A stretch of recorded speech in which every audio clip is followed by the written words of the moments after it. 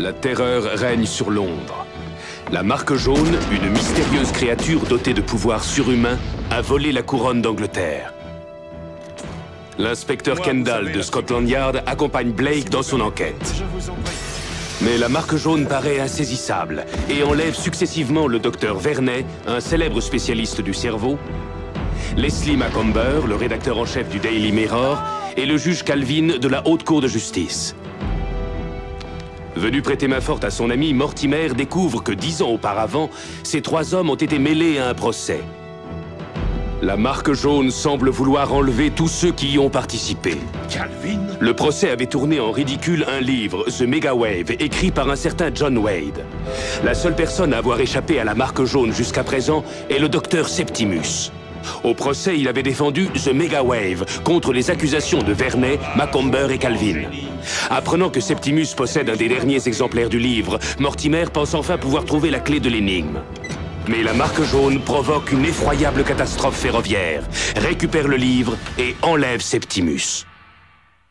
Cette fois, nous avons pris trop de risques. J'ai bien failli perdre le contrôle. Septimus. Le méga-récepteur doit être rechargé. Oui, maître. Septimus, c'est bien lui. Ah.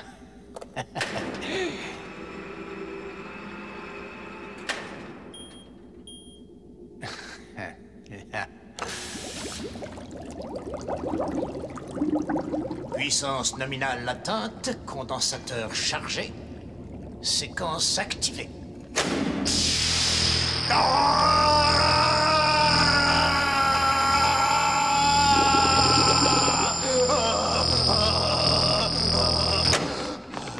Tout s'est bien passé, comme d'habitude. Comment te sens-tu? Bien, maître.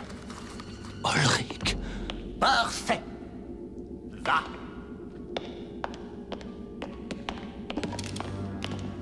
Bonjour, docteur Septimus. La plus grande invention de ce siècle. Vous êtes bien modeste, Septimus. Je n'ai pas de raison d'être modeste. Grâce à cette onde, je peux aussi contrôler des esprits à distance et transformer n'importe qui en esclave docile, doté de pouvoirs surhumains. N'importe qui, comme ces imbéciles de Macomber, Vernet et Calvin. Vous l'avez constaté à vos dépens. Mais la Marque Jaune n'est rien. Je suis le maître. Misérable créature, ver de terre. Oui, maître. Vous voyez, un esclave, un outil, rien de plus. Allez, file. Oui, maître. File. Convaincant, non? Mais bientôt, je n'aurai plus besoin de lui. Demain, l'Angleterre tout entière sera mon esclave. Je les ferai ramper, ces larves immondes. Et alors? Et alors? Le monde entier reconnaîtra mon génie. Mais vous êtes complètement fou, Septimus. Fou, moi? Je vous interdis, je vous interdis. Vous allez me payer ça. Dommage que nous n'ayons pas pu localiser plus précisément la source du signal. Il faudra nous en contenter. C'est notre seule chance de sauver Mortimer. Encore très énigmatique pour le grand public, c'est sûrement parce que l'ingénierie sociale est une notion relativement récente qui, en plus, porte différentes significations. Dans le monde numérique, on l'emploie pour qualifier les méthodes frauduleuses qu'usent les pirates informatiques en vue d'obtenir des informations confidentielles. À l'heure du XXIe siècle, où l'intervention sociale se veut inclusive, transversale et territorialisée, l'ingénierie sociale apparaît comme l'outil de prédilection des politiques publiques pour conduire toutes les métamorphoses sociales et organisationnelles qui sont à l'œuvre aujourd'hui. L'individualisation des parcours de vie dans l'accompagnement des publics s'impose comme le nouveau leitmotiv pour engager plus de partenariats, de coopération, de mise en relation dans l'intervention sociale et médico-sociale. C'est une nouvelle dynamique de concrétisation qui s'engage pour l'ingénierie sociale avec des défis conséquents à relever sur le terrain des travailleurs sociaux.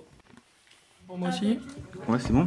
Donc, pour introduire cette conférence sur l'Institut Tavistock, je vous propose qu'en fait, on la dédie à Michel Onfray, qui ne cesse d'avancer sur le sentier lumineux de la force, puisque récemment, il a déclaré que la civilisation occidentale était en train de chuter, d'une part, et de l'autre part, à propos de l'obligation de tous nous sentir Charlie, il a dit que ça renvoyait aux méthodes de propagande qui étaient utilisées notamment par Edouard Bernays dans Propaganda, comment manipuler l'opinion en démocratie, qui a été publié en 1928, où il disait que Bernays vantait d'être au service d'un gouvernement invisible. Et en fait, si vous mélangez bien ces déclarations, vous obtenez globalement ce qu'a fait l'Institut Tavistock au XXe siècle, c'est-à-dire de volontairement faire chuter la civilisation occidentale par le moyen des ingénieurs sociaux au service d'un gouvernement invisible. Donc merci Michel. Donc, pour ce qui est de l'ingénierie sociale, je vais reprendre la définition de Lucien Cerise dans Gouverner par le chaos. C'est une modification planifiée du comportement humain, c'est-à-dire des techniques de manipulation ou de suggestion qui sont censées vous faire vous comporter d'une manière ou d'une autre, de préférence sans que vous vous en rendiez compte. Alors, l'Institut Tavistock, au début, a été financé par la famille royale d'Angleterre et par les Rothschild. Et dans les années 40, il a été financé par Rockefeller, le bienfaiteur Rockefeller, dont vous pourrez voir ici à quel point il était bienveillant. Le philanthrope. C'est une citation qui est tirée de ses mémoires. Voilà, si ça peut vous donner une petite idée sur la direction générale de l'Institut. Laisse un peu plus longtemps, peut-être. Vous avez le temps de lire ? Non. De toute façon, je laisserai le PowerPoint à disposition des organisateurs et puis vous pourrez lire à loisir les diverses citations que j'ai mis dedans. Je passe. Donc Tavistock, aujourd'hui, ce n'est pas seulement une officine d'ingénierie sociale, c'est plutôt un réseau qui s'est développé dans diverses institutions. Ici, vous avez quelques noms, mais il y en a beaucoup d'autres. Et là, je vais traiter de l'Institut en tant que tel, de la clinique Tavistock, de ce qui se concerne vraiment strictement Tavistock. Mais si vous voulez voir un petit peu ce qui s'est fait sous la coupe de ces ingénieurs sociaux depuis des dizaines d'années, vous pouvez éventuellement vous renseigner sur ce que font ces différents centres-là. Globalement, en français, il n'y a pas grand-chose. Il y a des écrits sur quelques blogs. Il y a récemment un maître de conférence qui s'appelle Baptiste Rapin, qui a écrit un super bouquin qui s'appelle « Au fondement du management », théorie de l'organisation, et qui traite beaucoup de tout ce qui a trait à la cybernétique, où il parle notamment de l'Institut Tavistock et de ce qu'ils ont fait dans leurs travaux. Donc je vous invite à vous y reporter. Sinon, il y a énormément de sources en anglais, ce qui est très pratique. Vous avez John Coleman, qui se présente comme un ancien espion du MI6, qui est le premier à avoir écrit sur l'Institut Tavistock en 1969. Il avait appelé son travail l'Institut Tavistock de relations humaines, le contrôle britannique des États-Unis. Il a attendu 2005 pour produire un bouquin sur l'Institut Tavistock, qui est globalement un livre très historique. Et il est aussi particulièrement connu pour avoir été à l'origine de la thèse selon laquelle les Beatles seraient une création de l'Institut Tavistock, et une grande opération d'ingénierie sociale durant la contre-culture.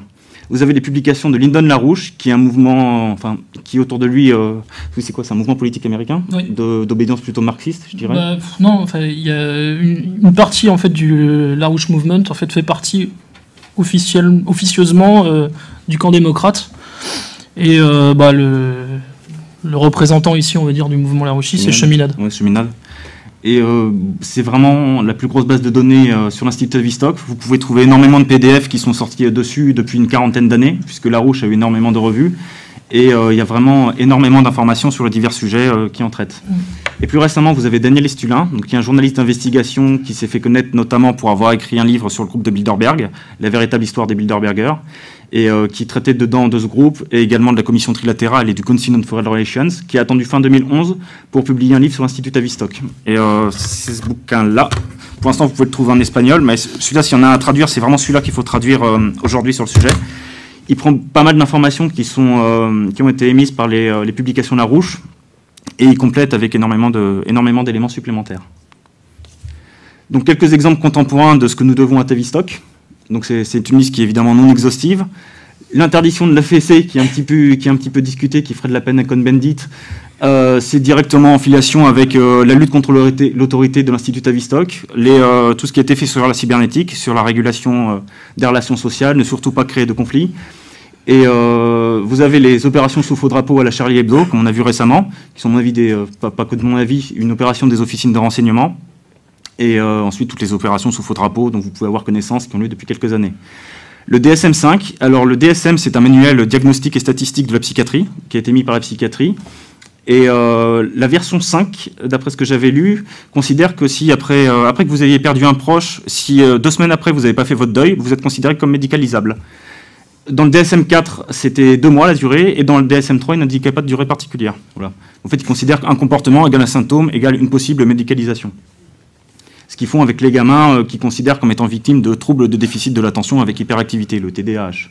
La Ritaline. Consommation de Ritaline. Ouais, c'est ça. Et histoire de savoir d'où viennent certaines doctrines dont on pourrait être proche, il y a aussi la décroissance. Le premier théoricien des décroissances s'appelait Kenneth Boulding. Il était membre de l'Institut Tavistock. Et cette doctrine est née dans la foulée du rapport Meadows du Club de Rome sur les limites à la croissance, qui était un rapport néo-malthusien. Vous avez aussi les ONG, dont le fonctionnement s'inspire directement de la voie tracée par Edward Bernays, qui a travaillé avec Tavistock. Et vous avez aussi le forum conspirationniste, entre guillemets, qui s'appelle Godlike Production. Donc c'était pas sûr qu'il soit détenu par Tavistock, mais maintenant c'est clairement marqué sur leur fiche Wikipédia en anglais, qu'ils le détiennent eux-mêmes. Comme ça, ils peuvent profiler les mecs qui émettent quelques théories, ils peuvent lancer des fausses rumeurs pour ensuite orienter les gens vers des fausses pistes, et ainsi maîtriser un petit peu leur opposition. Donc globalement, je vais vous exposer quelques faits d'armes qu'on leur doit au XXe siècle, et ensuite je vous ferai quelques portraits pour que vous puissiez voir comment seulement quelques personnes peuvent avoir énormément d'influence. Et si certains veulent se renseigner, on leur doit à peu près ces choses-là. Bon, c'est pas moi qui les faites, hein, j'ai trouvé sur Internet, mais globalement, elles correspondent. On va commencer au commencement. Donc Coleman explique que l'ancêtre de Tavistock, qui s'appelle Wellington House, serait né en 1913, mais pour les sources ouvertes, moi j'ai trouvé 1914, donc je vous ai remis 1914. Et c'était le bureau de propagande de guerre de l'Empire britannique. Et l'idée, c'était, sous l'impulsion de Lord Northcliffe, qui était un baron de la presse de l'époque, et membre du très maçonnique groupe de Milner, de lancer des désinformations contre le Kaiser William II, qui pensait qu'il représentait un danger pour la suprématie britannique. Et donc il a commencé à émettre des rumeurs, en fait exactement les mêmes rumeurs qu'on trouve aujourd'hui contre Bachar al-Assad, qu'on trouvait contre Kadhafi, contre Saddam Hussein, enfin je peux revenir en arrière, contre Milosevic aussi, et en disant qu'il y avait des femmes qui étaient violées, des enfants qui étaient empalés sur des baïonnettes, les femmes qui se faisaient couper les seins, des exécutions de masse, énormément d'arbitraires.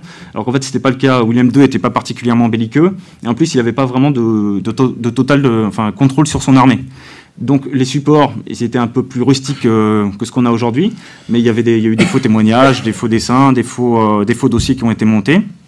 On peut en retenir deux. Il y a Louis Raymakers, qui était un dessinateur néerlandais qui publiait souvent des caricatures sur le Kaiser, donc qui a été encensé par Lord Northcliffe, et tous les organes de presse en fait ont repris ces dessins-là et les ont encensés aussi puisque lui donnait les ordres. Et il était reçu par Woodrow Wilson aux États-Unis, qui a également encensé son travail. Et son bouquin a été préfacé par le Premier ministre britannique qui s'appelait Lord Asquith, qui était aussi membre du groupe de Milner. En 1915, il y a eu aussi ce qu'on appelait le rapport Bryce, donc, qui a été fait par un éminent historien de l'époque, et qui se présentait comme ayant regroupé 1200 témoignages oculaires de victimes ou de témoins de ce qui se passait sous William II. En fait, c'était complètement faux. Après, le rapport a été démystifié et les fameux témoins oculaires n'ont jamais été retrouvés. Pourtant, il y a des gens qui ont cherché, il y a de l'argent qui a été investi. Et en 1917, vous avez la fameuse commission Krill, je pense que vous connaissez le I Want You for US Army. En fait, ça vient de ces gens-là. Et ça a été fait par des agents de Wellington House aux États-Unis. Donc Walter Lippmann, qui est considéré, du moins sur sa fiche Wikipédia, comme le commentateur politique le plus influent de son époque, qui a écrit un livre, sûrement le livre fondateur de l'opinion publique en 1902, qui s'appelle Public Opinion. Et vous avez le fameux Edward Bernays, dont j'aurai l'occasion... La fabrique du consentement aussi, je crois. Non, ça c'était Chomsky Herman. Je sais pas si Par contre, l'ingénierie du consentement, c'est Bernays. Voilà, mais j'en parlerai. Ensuite, pour voir des méthodes un peu plus actuelles, vous avez la fameuse affaire des couveuses koweïtiennes, que vous connaissez peut-être, où il y a une jeune fille qui s'est présentée en pleurnichant à la tribune, en disant qu'elle avait vu les soldats irakiens jeter des bébés hors des couveuses, les piétiner.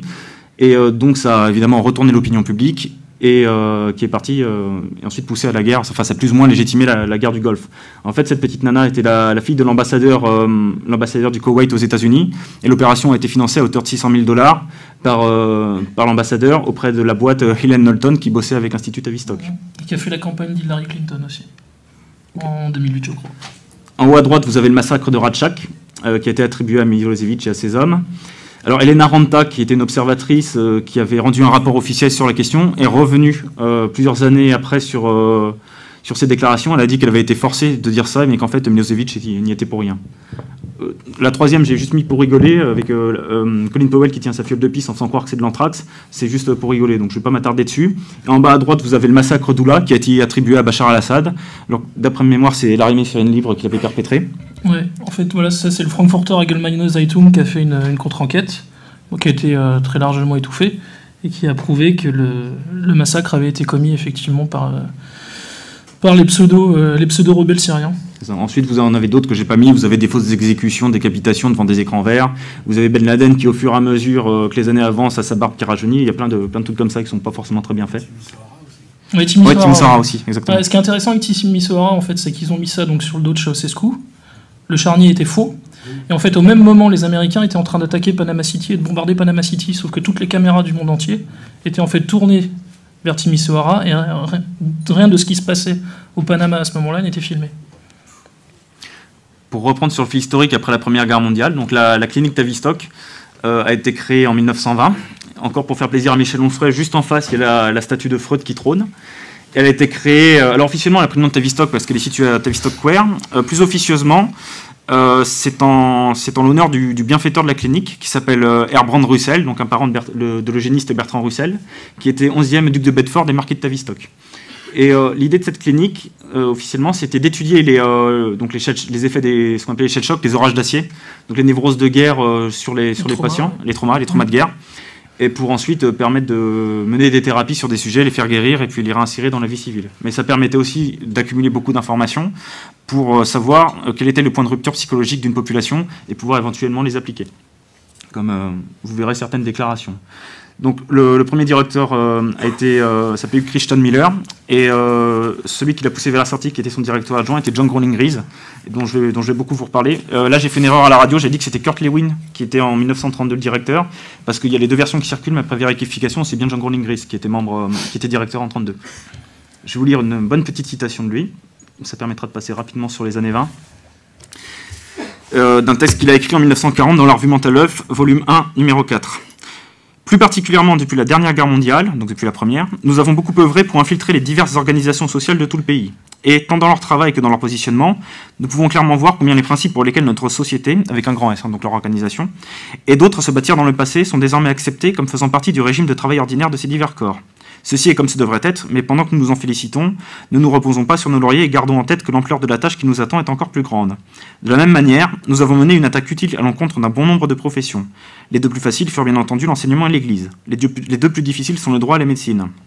Quiconque dont la mémoire ne remonte ne serait-ce qu'à une douzaine d'années ne pourra que réaliser à quel point le changement est important dans l'esprit des professionnels, tandis qu'indubitablement d'autres, visionnaires, verront combien il nous reste à accomplir. Si nous voulons infiltrer les autres activités sociales et professionnelles, je pense que nous devons imiter les régimes totalitaires et mettre en place une activité de type 5e colonne. Si de meilleures idées sur la santé mentale viennent à progresser et se diffuser, alors nous, les représentants, perdons notre identité. Je veux dire par là que nous n'apporterons pas une aide suffisamment efficace si, lorsque nous parlons au nom du Conseil national ou de tout autre corps, nous n'adoptons pas une approche plus subtile, adaptée aux circonstances particulières du moment. Cela n'aura vraiment aucune importance si personne n'entendait parler de ce Conseil à partir du moment où le travail est fait. Soyons tous, désormais et très secrètement, la 5e colonne. Donc ER a repris la traduction qu'on en avait faite, vous pourrez trouver sur leur site en français, c'est assez explicite. Et c'est justement à partir des années 40 que Tavistock va vraiment prendre beaucoup plus d'ampleur. John Coleman dit qu'ils sont à l'origine de la création de l'OSS, qui est l'ancêtre de la CIA, donc par extension de la CIA quelques années après. Donc ça, j'ai pas pu vérifier. Par contre, il y a en effet quelques membres de Tavistock qui ont servi de formateurs et d'agents recruteurs pour l'OSS. On en reparlera ensuite. Kurt Lewin, vous le retrouverez durant les conférences Messi sur la cybernétique. Et Gregory Bateson, vous le retrouverez aussi durant les conférences Messi. Et ça a été un grand promoteur du LSD, très impliqué dans le programme MKUltra et à l'origine des hippies aussi. Dans le même temps, aux États-Unis, il y a eu des travaux qui ont été menés par l'école de Francfort, donc qui est au départ une école allemande. Francfort, c'est pas le vrai nom, c'est l'Institut pour la recherche sociale. Elle a été interdite sous Hitler, et donc les mecs sont partis aux États-Unis. Il y a Max Horkheimer que vous voyez à gauche et Theodor Adorno, donc qui serait derrière la composition de la musique des Beatles, d'après Coleman, qui sont allés aux États-Unis. Et à partir de 1943, ils ont commencé à faire une étude sur les préjugés, pour voir si les Américains étaient antisémites. L'année suivante, ils ont été financés par l'American Jewish Committee et la fondation Rockefeller. Et ils ont eu un service comme ça, un service dédié où ils pouvaient travailler.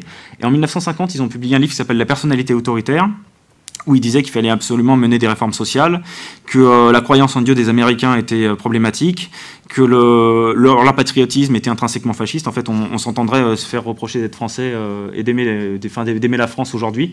Donc vous voyez directement d'où ça tire ses sources. Et en fait, leur livre était complètement biaisé, puisque c'est censé être une étude neutre, comme prétendent le faire les sociologues. Mais déjà, plusieurs années avant de commencer leur travail, ils avaient dit qu'il fallait absolument détruire tout ce qui était sentiment patriotique et religieux chez les Américains. Et une petite citation de ces messieurs. Les techniques pour vaincre la résistance, développées principalement dans le champ de la psychothérapie individuelle, peuvent être améliorées et adaptées pour une utilisation avec des groupes et même pour un emploi à grande échelle. Nous n'avons pas besoin de supposer que l'appel à l'émotion appartient à ceux qui s'efforcent de lutter dans le sens du fascisme, tandis que la propagande démocratique doit se limiter à la raison et se restreindre. Si la peur et l'esprit destructeur sont les sources émotionnelles majeures du fascisme, l'éros appartient principalement à la démocratie. Donc promotion de l'éros qu'on retrouvera durant le libéralisme libertaire et toute la vague de contre-culture des années 60. Sujet central chez Tavistock, donc le contrôle mental, également connu sous le nom de mind control. Donc la version douce qui est la cybernétique, avec les conférences sur la cybernétique, sur cette photo qui ne fait pas du tout ésotérique. Vous avez donc, vous retrouvez ici des membres de Tavistock, Kurt Lewin, Margaret Mead, vous avez Paul Lazarsfeld qui a collaboré avec eux, John von Neumann, qui est le père de la bombe atomique, qui est plus ou moins dans le projet Manhattan et de la cybernétique. Non.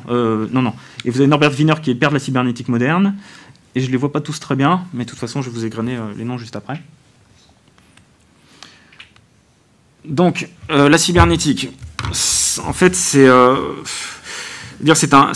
moyen, officiellement, c'est un moyen d'unifier diverses sciences pour trouver un fonctionnement général du comportement humain. Officieusement, c'est plutôt anticiper sur les réactions pour pouvoir justement contrôler le comportement humain. C'est un peu dans la continuité de ce que préconisait directement l'Institut Tavistock. C'est né plus ou moins dans la suite des débuts de la théorie de l'information, des années 40, qui est très liée à l'informatique. Il faut remonter à la fin du XVIIIe siècle, c'est-à-dire à partir du moment où, avec l'industrie naissante, on a commencé à décomplexifier les tâches, et où on finissait, comme Chaplin dans les temps modernes, à faire un boulon à chaque fois. Et avec l'arrivée de l'informatique durant les années 30, ils ont cherché à recomplexifier ces tâches-là pour en faire des machines de plus en plus complexes qui aboutissent aujourd'hui à ce qu'on connaît. Et ils se sont dit sûrement que le cerveau humain fonctionne pareil. Il y a beaucoup de similitudes structurelles en effet.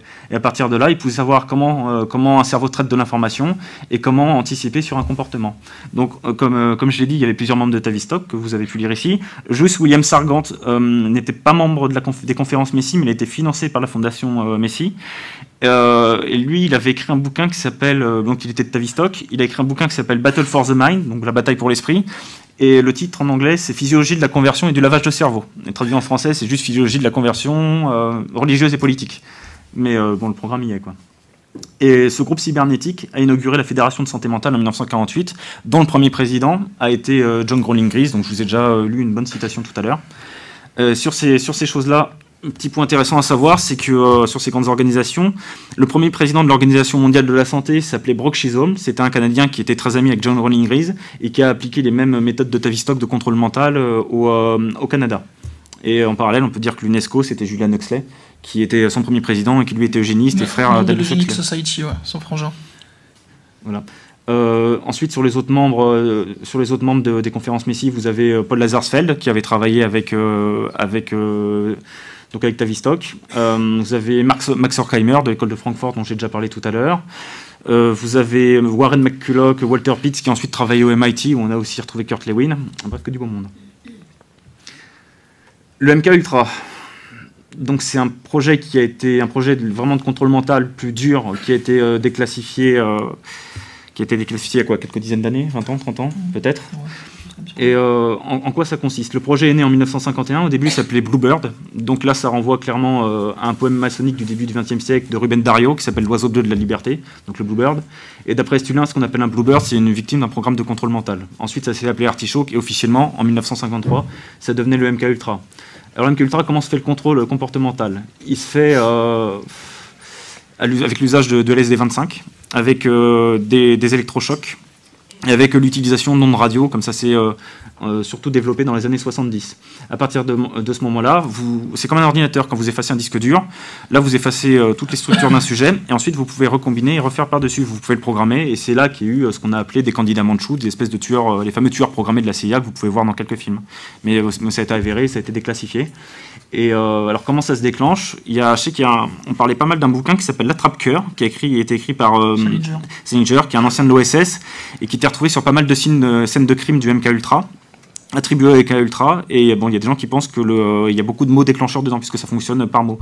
Je vous donnerai une liste de films tout à l'heure, si vous voulez, où vous pourrez voir un petit peu ce qui se fait sur le MK Ultra, mais vous pouvez déjà aller voir Un crime dans la tête avec Denzel Washington. De films complot aussi avec Mel Gibson. Ouais, c'est ça, théorie de la conspiration, quoi. Conspiracy Theory. Et la radio tu m'as demandé aussi le lien s'il y avait un lien occulte avec Blavatsky, donc j'avais pas su répondre, donc j'avais cherché un peu. Et il y a vraiment un lien ésotérique avec la théosophie d'Elena Blavatsky. Donc cette personne a développé sa théorie durant on va dire le dernier quart du 19e siècle. Et en 1875, elle écrivait, la doctrine qu'elle voulait mettre en place, c'était une espèce de religion mondiale où il y avait plus de classes, plus de races, plus de différences sexuelles et plus de nations non plus. Donc une espèce de nouvel ordre mondial globalisé avant l'heure. Elle préconisait aussi de faire des études comparées de la religion, donc ce qu'on retrouvera dans le New Age avec une tentative de syncrétisme des différentes religions, et aussi de repousser les limites du psychisme humain, notamment par l'utilisation de drogue.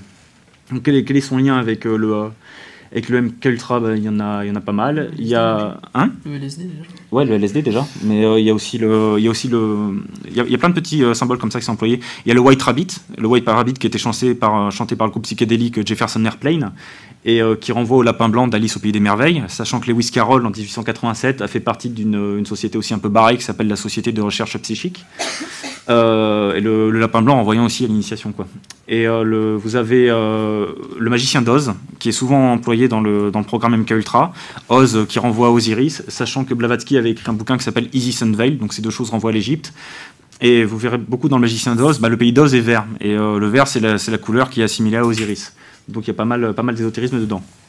Et une version qui n'est pas Candida Manchou, c'est la drogue qui a été diffusée massivement durant les campus américains. On a dit que c'était une révolution spontanée de la jeunesse contre la guerre, contre l'arbitraire du pouvoir. En fait, c'était pas du tout le cas. C'était une énorme opération d'ingénierie sociale. Le FBI avait reçu des ordres pour laisser la drogue se diffuser.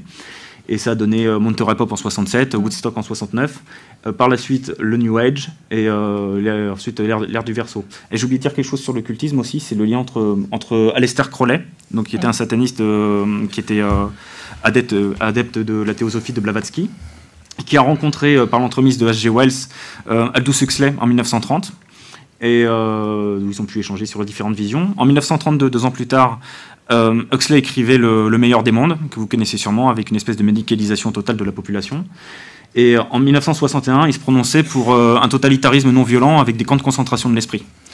Et en 1967, Huxley écrivait un manifeste qui s'appelle les portes de la perception, je crois, qui était en faveur de la révolution psychédélique.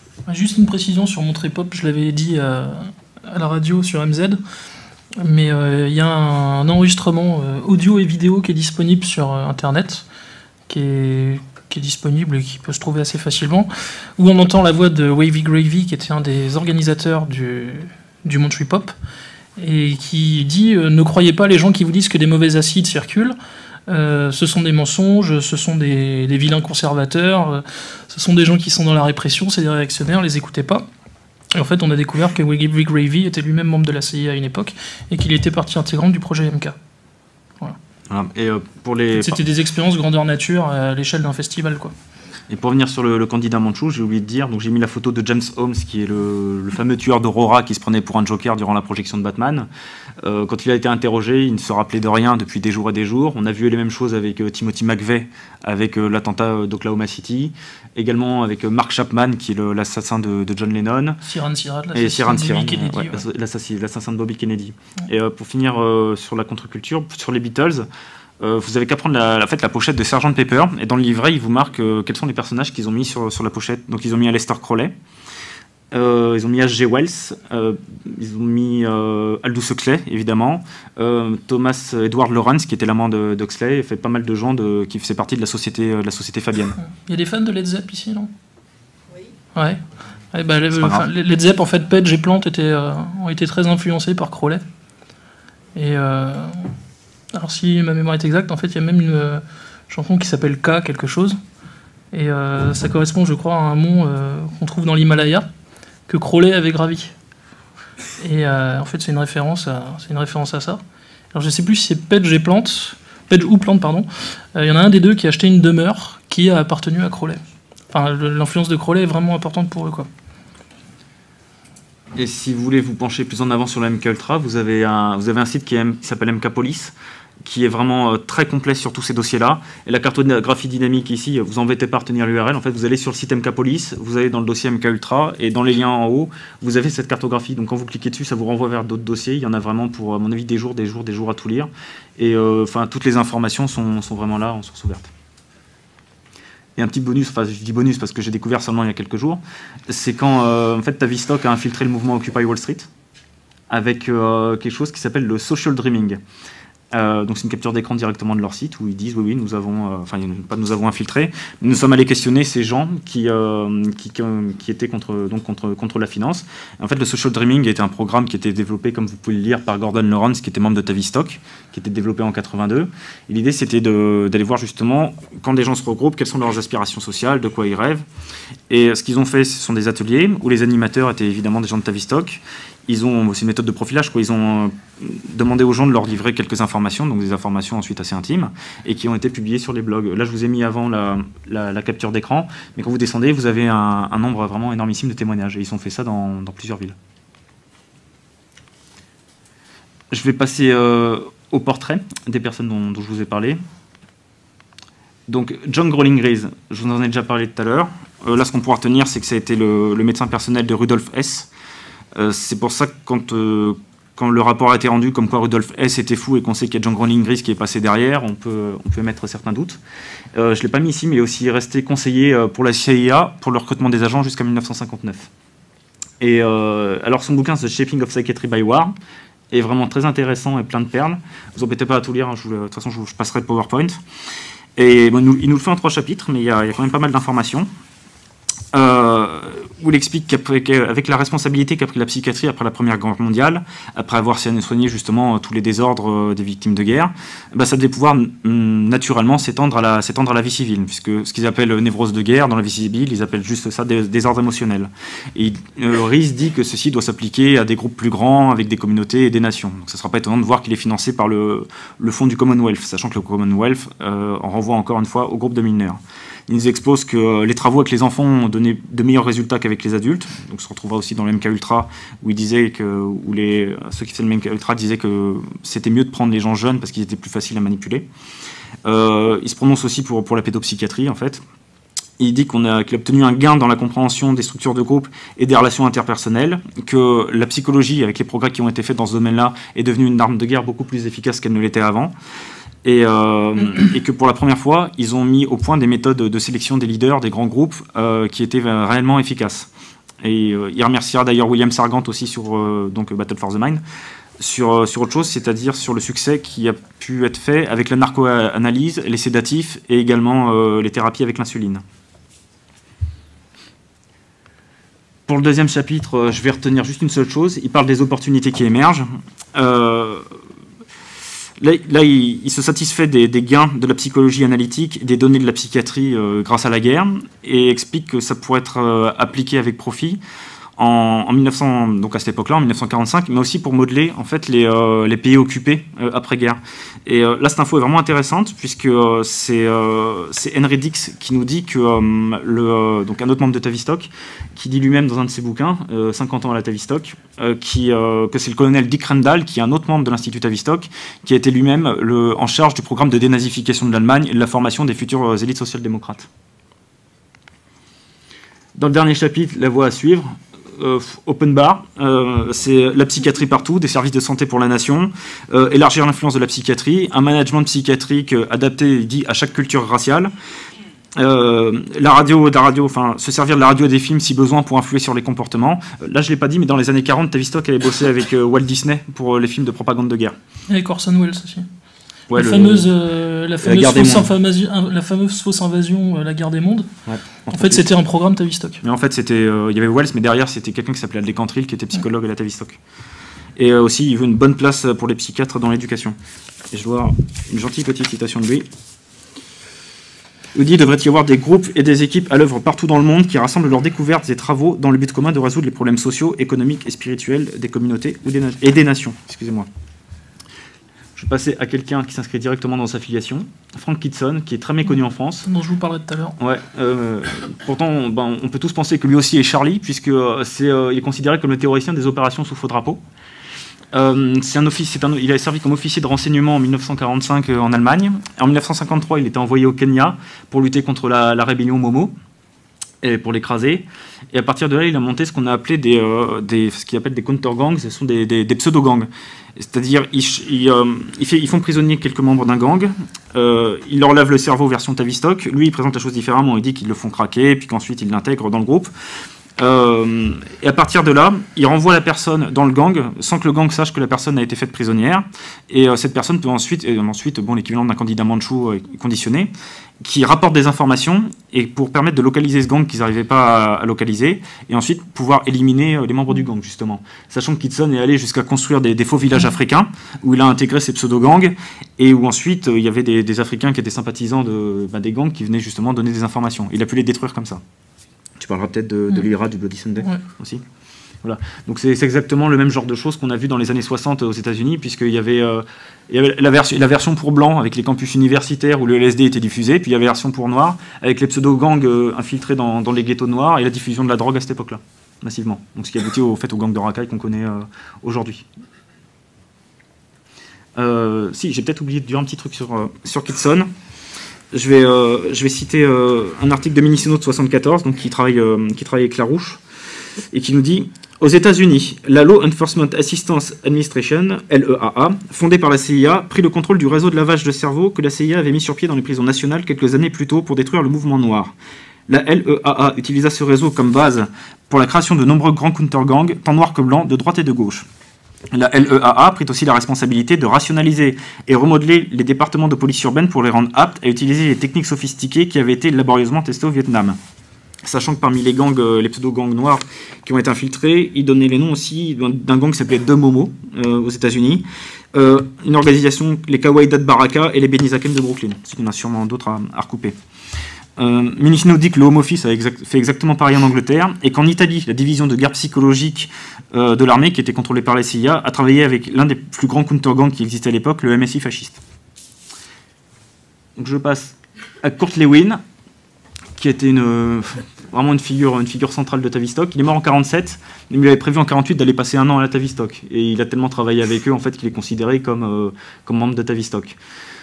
Et je passerai sur la dynamique des groupes. Je vais plutôt m'arrêter sur la psychologie topologique qu'il a diffusée dans un article de 1942 qui s'appelle le Time Perspective and Moral, donc le perspective du temps et le moral, sachant que, je ne sais pas si vous avez eu le temps de lire une citation de Rice que j'ai mis tout à l'heure, mais que le moral c'est l'équivalent de la santé mentale pour les psychiatres, donc vous pouvez reformuler perspective du temps et santé mentale, les interactions qu'il y a entre les deux. Et dans cet article, que vous pouvez trouver sur internet, il disait que si on appliquait une stratégie de terreur sur une personne, elle se retrouvait, comme dans le type MKUltra, complètement déphasée, et ensuite elle était beaucoup plus susceptible et beaucoup plus propice à la manipulation. Et il fait une comparaison entre les enfants et les adultes. Il disait que l'enfant vit dans l'instant, là où l'adulte, lui, planifie plus ou moins les choses sur le long terme, et qu'un bon moyen de manipuler, c'était justement d'infantiliser la population. Il y a plus sa fluidité. Ouais. Et ce qu'on retrouve aujourd'hui avec le titillement de Brzezinski, même depuis mai 68, tout de suite, jure sans entrave, etc. etc. Ces applications, vous pouvez les voir également dans le manuel Kubark, manuel de torture psychologique de la CIA, que l'éditeur Zone a mis gratuitement en ligne sur son site internet, et que vous pouvez trouver aussi au format bouquin. Et si vous avez les photos en tête, rappelez-vous les prisonniers à Guantanamo, également les prisonniers que vous voyez à Abu Ghraib en Irak, c'est exactement les méthodes de privation sensorielle qui ont été appliquées à ce moment-là. Et sur Lewin, j'en avais une. Oui, c'est que ensuite il a fait des travaux sur la modification comportementale pour aller encore plus loin. Ce qu'il faut savoir, c'est que en tant que personne, on n'est pas une personne indivisible, mais on est fractionné en diverses personnalités qui émergent selon les contextes. C'est ce qu'ils avaient découvert. Et donc l'idée, c'est de passer de la modification comportementale qui est temporaire à un vrai changement d'identité qui lui est durable, pour ensuite faire émerger une nouvelle personnalité beaucoup plus durable. Et ce que dit Lewin, il dit: lorsqu'un niveau de tension raisonnable est appliqué à partir de l'environnement, alors toutes les diverses capacités et facultés du moi profond se mettent en alerte, prêtes pour une action efficace. Mais quand un niveau intolérable de tension est appliqué, cette géométrie s'effondre en un magma aveugle et indifférencié, une personnalité primitive et régressée. La personne est réduite au stade animal, les capacités versatiles et hautement différenciées disparaissent. L'environnement contrôlé prend le contrôle de la personnalité. Je passe à Bateson, dont je vous ai parlé tout à l'heure. Je vous redirai pas déjà ce que j'ai dit sur le LSD et le MK Ultra. Il est considéré comme le fondateur de ce qu'on appelait le Collège Invisible de Palo Alto, c'est-à-dire que ce n'était pas un corps professoral constitué, mais c'était un ensemble de spécialistes de diverses disciplines qui se réunissaient et qui travaillaient ensemble. C'est plus que moins la base du constructivisme radical, dont on voit l'héritage aujourd'hui avec tout ce qui est, par exemple, la théorie du genre. La conclusion du bouquin L'invention de la réalité qui a été fait par les gars de Palo Alto, c'était que puisqu'il n'y a pas une réalité universelle qui est perçue, mais que nous construisons, en fait notre cerveau construit des réalités, il y a une réalité par personne. Donc il y a autant de réalités légitimes qu'il y a de personnes. Et imposer une réalité plus qu'une autre, ça serait faire preuve d'un caractère horriblement autoritaire et totalitaire.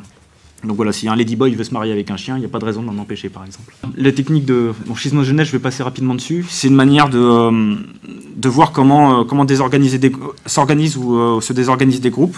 C'est ce qu'il a appliqué dans les colonies avec l'anthropologie appliquée, et qu'on a retrouvé récemment appliqué dans un câble qui a été diffusé par Wikileaks, qui s'appelle le rapport Rifkin, que certains d'entre vous connaissent peut-être.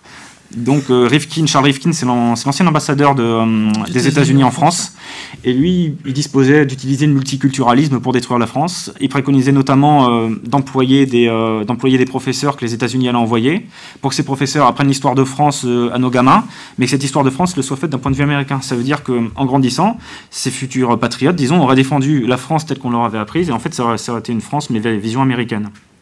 Et une autre manière aussi, c'était de mettre en place des techniques pour les techniques d'anthropologie appliquée, de faire croire à des groupes d'individus qu'on les laisse vivre leur culture, c'est-à-dire on ne supprime pas leurs rites, on ne supprime pas leurs coutumes, mais en fait on les fait juste exister à niveau de folklore, c'est-à-dire que tout le reste, les mecs ils ont des puces RFID dans chaque membre de leur corps, mais ils peuvent pratiquer leurs rites quand même, il n'y a pas de problème. Son concept de double contrainte, je ne sais pas s'il y a un mec ou deux de DGSI dans la salle, mais bon, vous pouvez rester. Et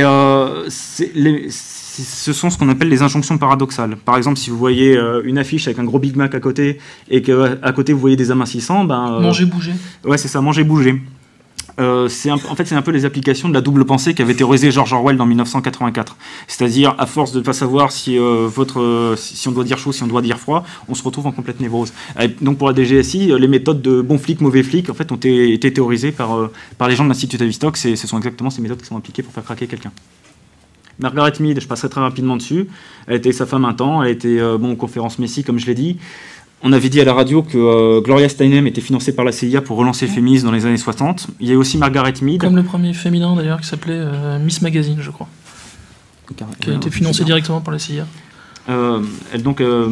Margaret Mead a fait partie de celles aussi qui ont lancé le féminisme. Elle a été formée par Ruth Benedict, qui a travaillé à la Rand Corporation, donc une filiale de Tavistock. Et elle a relancé le féminisme avec quelqu'un qui s'appelle Betty Friedan, qui était une protégée de Kurt Lewin, qu'on retrouve un peu partout donc. Et cette nana, Friedan, a lancé en 1969 une association pro-avortement qui s'appelait Naral Pro-Choice. Ses travaux de l'anthropologie culturelle, elle allait chez ce qu'on appelle les Arapèches en Nouvelle-Guinée. Et elle avait dit qu'en fait le genre sexuel était construit, qu'il n'y avait pas de rôle féminin, de rôle masculin, que c'était encore un arbitraire machiste. Et elle a dit que dans la société des Arapèches, c'était les hommes qui avaient un rôle de femme et les femmes un rôle d'homme. Seulement les anthropologues sont revenus un petit peu sur le terrain quelques années après, et puis ils ont vu qu'en fait l'étude était complètement biaisée et que c'était complètement faux. Pourtant, je suis passé par les sciences sociales. Je sais qu'à la fac, on m'apprenait encore que Margaret Mead avait démontré que le sexe était encore une construction sociale. Pour l'anthropologie appliquée, je mentionnerai juste que Edward Bernays a fait partie de la société d'anthropologie appliquée de Margaret Mead. Wilfred Bion.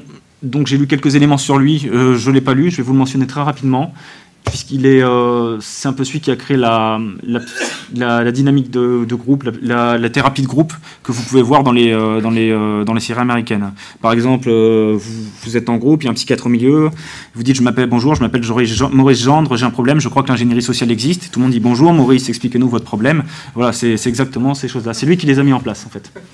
Désolé.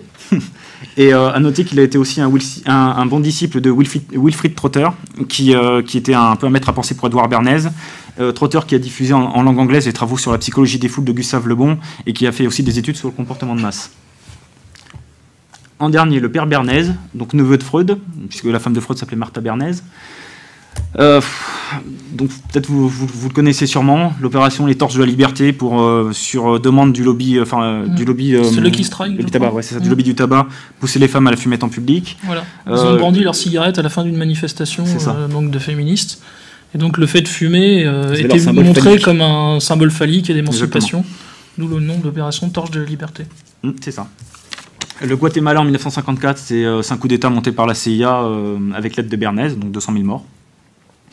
Et, je vais plutôt vous parler de son bouquin The Engineering of Consent, qui est pratiquement introuvable. Je sais que j'avais fait des recherches pendant 3 jours sur le net, j'en ai trouvé 10 exemplaires. J'ai chopé le moins cher, mais il coûtait quand même $250. Et il se trouve vraiment pratiquement plus, quoi.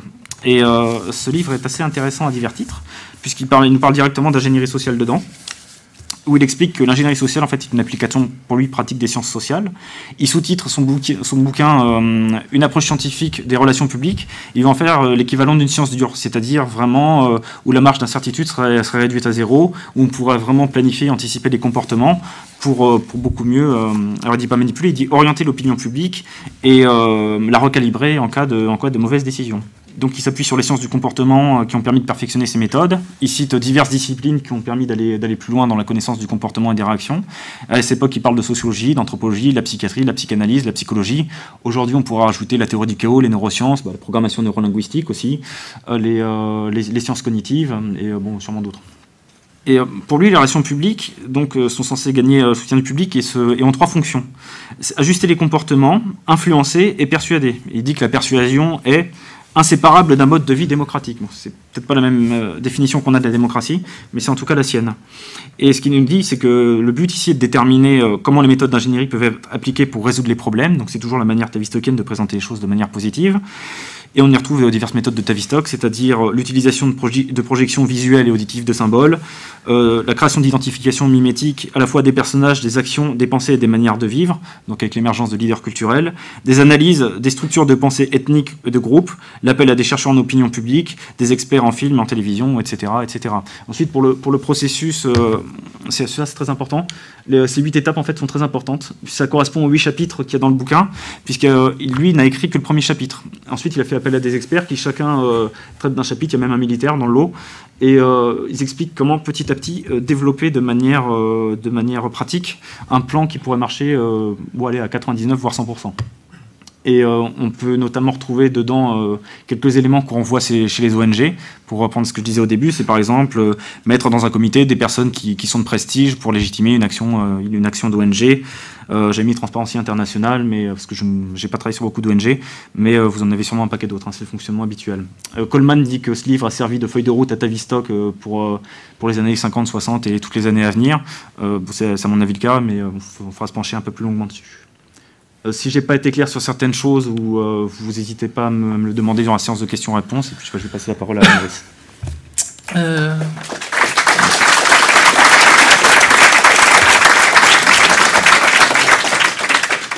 Je fais un petit sondage.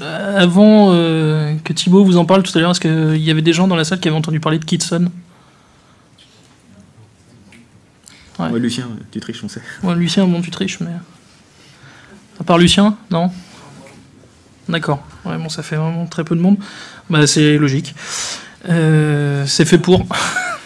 C'est le genre de personnes, en fait, extrêmement importantes, qui ont joué un rôle fondamental à travers les décennies, dont on n'entend jamais parler, confèrent tous les personnages dont Pierre Hillard a parlé maintenant depuis plusieurs années, et dont, avant ses travaux, dont personne n'avait jamais entendu parler quasiment, quoi. Alors, je vais vous lire un bref passage en fait concernant Kitson, donc qui était le général britannique dont vous a parlé Thibaut tout à l'heure. Il avait travaillé sur la répression des mouvements anticoloniaux en Malaisie, à Chypre et donc surtout au Kenya. C'est là qu'il a fait, on va dire, ses classes. Et en Irlande, mais ça j'y reviendrai après. Et il a écrit un ouvrage qui est très cyniquement intitulé « Opération de basse intensité, subversion, insurrection et maintien de la paix ». Alors le livre a été publié en 71 et il a été très très très vite retiré. Mais bon, il y a quelques exemplaires qui circulent encore. J'ai essayé désespérément de le trouver sur Internet, il est disponible en consultation gratuite. Alors on traduit, évidemment, il n'a pas été traduit. Non. Il est uniquement en anglais, donc bon, si vous voulez vous y jeter dessus en anglais, vous pouvez le faire. Très sincèrement, c'est une purge. Voilà, je ne vous le cache pas. C'est à lire, mais vous n'allez pas passer un moment extraordinaire. Mais en tout cas, vous allez le voir par la suite, tout est dedans. Enfin, en tout cas, une bonne partie de ce que nous avons vécu autour des révolutions colérées ou ce genre de prétendue révolution spontanée.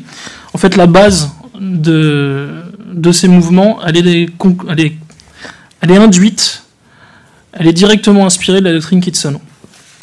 En fait, il y a Colomb, il y a quelques années, qui avait écrit une préface d'un ouvrage d'Eva Gollinger après le coup d'État contre Chavez en 2002. Et dans cette préface, en fait, Colomb était revenu donc sur la doctrine Kitson. C'était quasiment une des premières fois que dans la presse, ou disons, on va dire, le monde éditorial francophone, on abordait ce sujet. Donc je vais vous lire ce que disait Colomb à propos de Kitson et de sa fameuse guerre spéciale.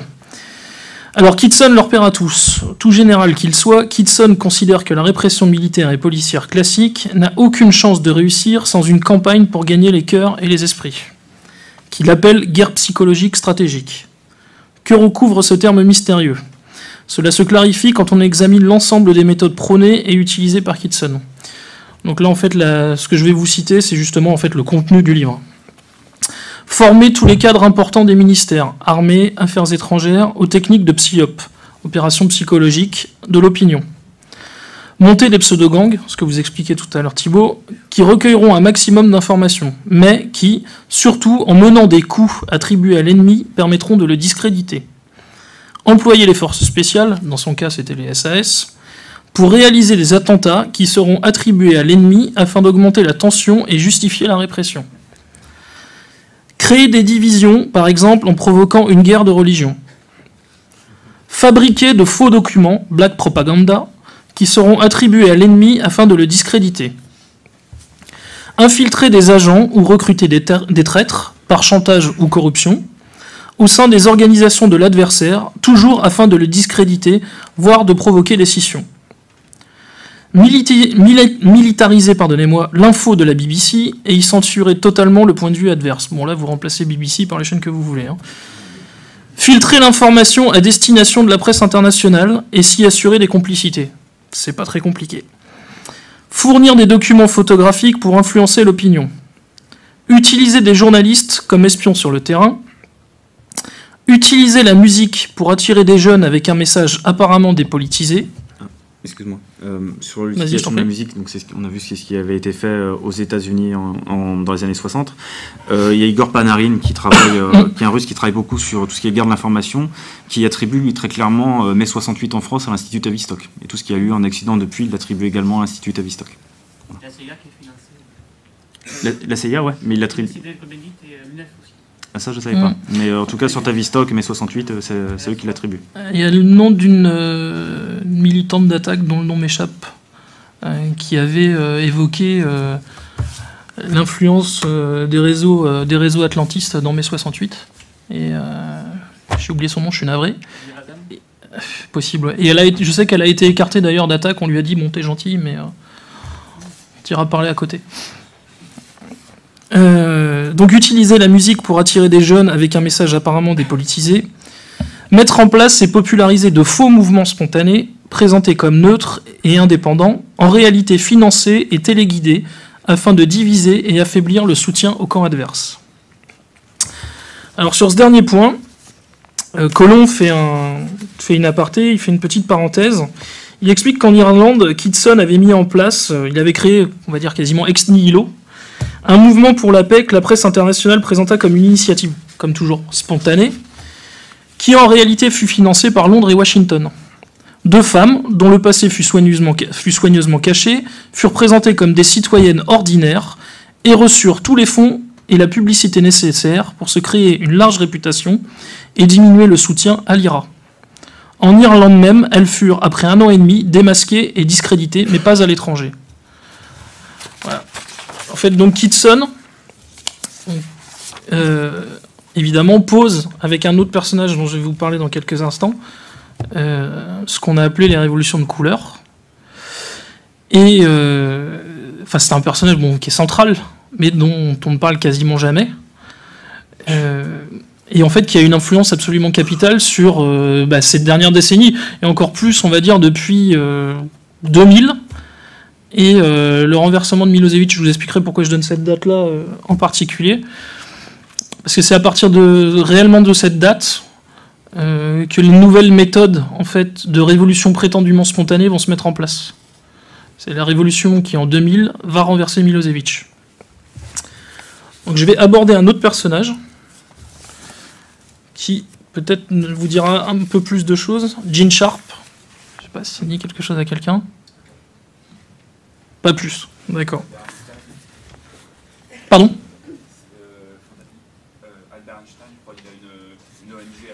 Voilà, c'est ça. Albert Einstein Institution, ouais, exactement. Alors en fait, il est présenté un peu rapidement comme le gourou des révolutions arabes, du printemps arabe. Et en fait, ce personnage est né le 21 janvier 1928, et il est surnommé le Machiavel de la non-violence ou le Clausewitz de la guerre non-violente. Et il est ancien professeur à Harvard. Et effectivement, il est fondateur de l'Albert Einstein Institution. Alors, il a écrit un manuel, un ouvrage de 137 pages qui s'appelle « De la dictature à la démocratie », qui est également disponible, que vous pouvez consulter, qui est beaucoup plus intéressant, je trouve, à lire que le Kitson. Enfin, je crois qu'il est en français, ouais, il me semble. Il a dû être traduit. Et il y a 198 méthodes d'action non violente qui sont